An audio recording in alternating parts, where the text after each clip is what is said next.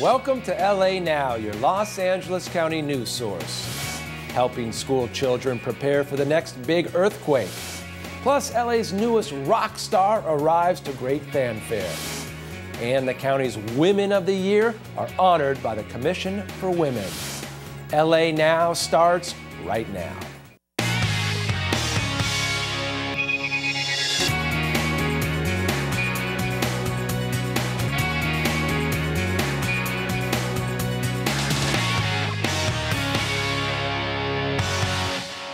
And thank you for joining us. I'm Mike Deneau. LA and Riverside counties may be more than a stone's throw away from each other. They're also forever linked. After years of planning and a lot of heavy lifting, LACMA's levitated mass is in its new home. Joe McDonald takes us right there.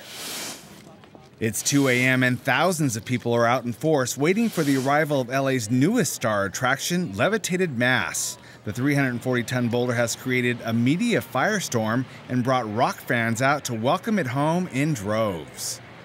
We've been following the rock where it's been traveling through the city, and it's in our backyard. So I told Joanne, my daughter, I said we have to come and see it. So I dragged her out here, and I'm glad we're here. Oh, I just think it's really exciting. It's showing me possibilities and change, and it's just so amazing to see. And after a 120-mile journey through 11 cities, it finally arrived around 4:30 in the morning.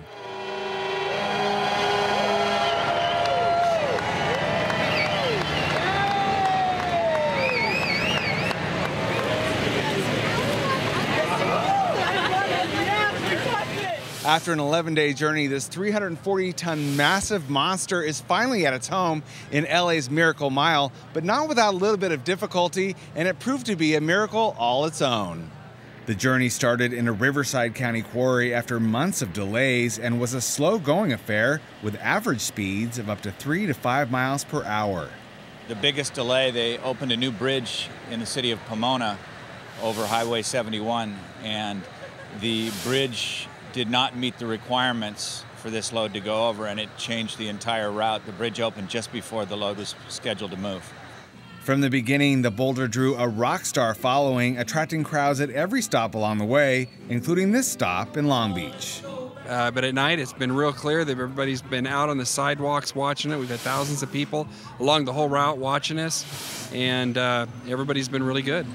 2 years of planning obviously paid off big time for museum officials with a groundswell of goodwill and publicity.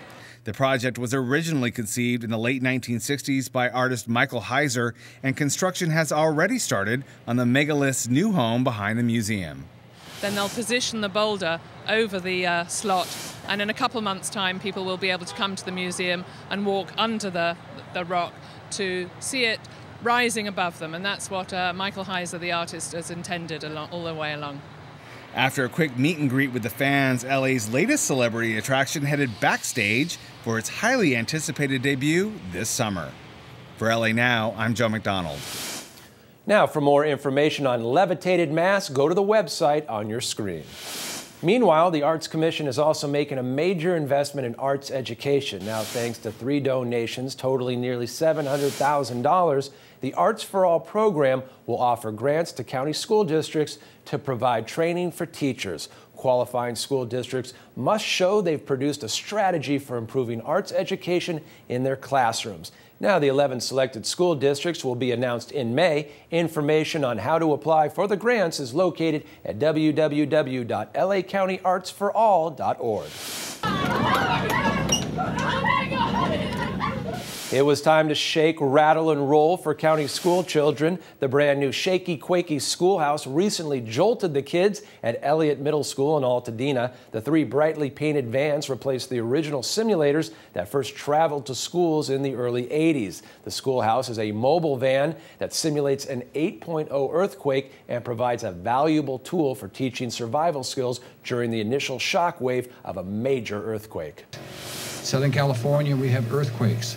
And that's why it's so important that our young people have the ability to not be afraid of an earthquake, but be able to be an educational tool for themselves and their families and their neighbors. Since the 1980s, it's helped more than 500,000 school kids prepare for an earthquake.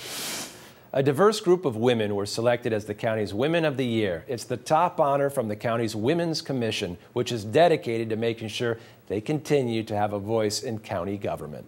Growing up in South LA in the 1970s was tough for Sandra Figueroa Villa, who grew up in an environment filled with gang violence, drugs, and alcohol. Her need to help people helped her as well. She's District 1's Woman of the Year. I've never imagined that I would reach this point in my life. Sandra Figueroa Villa's life is filled with stories she rarely shares, not because she doesn't want to, she just never does. Sometimes the people whose good deeds in life make history, ironically, don't live to tell about it.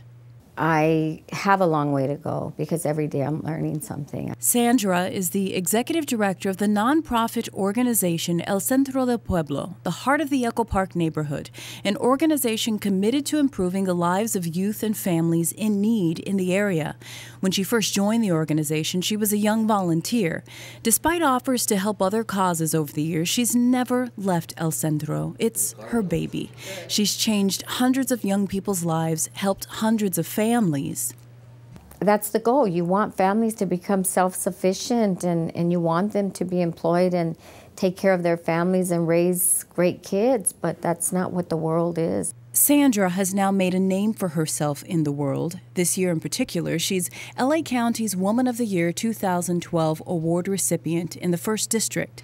She's been a civil rights activist since she was a teenager. Her community service started at a young age. In kindergarten, 1st grade, I was always called out of the office to help. As a little girl, she helped teachers and parents communicate by translating Spanish and English. As much good as she's done in the world, she's seen and experienced the bad things in life, things her older sister wasn't able to escape. She had to join a gang to survive. Sandra's sister also became a heroin addict. It was her sister who forced her to make positive decisions. Sandra isn't sure what led her into a life of helping. Sometimes when we can't help the people we love, we help the people we can. One thing's for sure, the joys and pains of life have provided Sandra lifelong lessons. Whether she shares them or not, they've made her who she is, a helper of the helpless. My joy comes from not material things, but from watching a smile on your face because I just did something. For LA Now, I'm Deanna Morgan. And that's all the time we have. Thank you for joining us. Watch us online anytime on lacountychannel.com. And please stay tuned for a list of websites featured on our show. And we'll see you next time on LA Now.